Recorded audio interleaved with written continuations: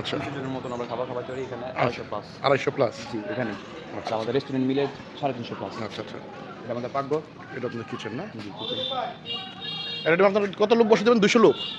250 জন বসা যাবে ইজি একদম। 250 জন বসা যায়।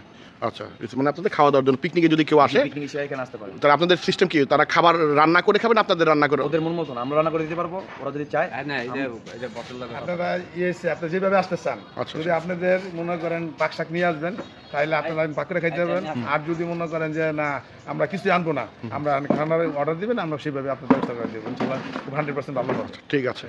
তাহলে এটাই জানতে পারলেন সবাই, যে এখানে এসে আপনারা খাবার নিয়ে এসে রান্না করে খেতে পারবেন, আবার ওনাদের কাছে অর্ডার দিয়েও খাবার নিয়ে আপনারা খেতে পারবেন, সেই ক্যাপাবিলিটি ওনাদের আছে।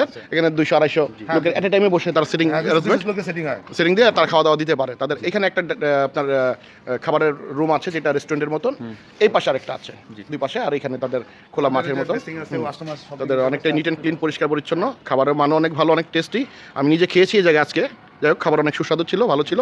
ভিডিওটি ভালো লাগলে লাইক করবেন, শেয়ার করবেন, বেশি বেশি শেয়ার করবেন।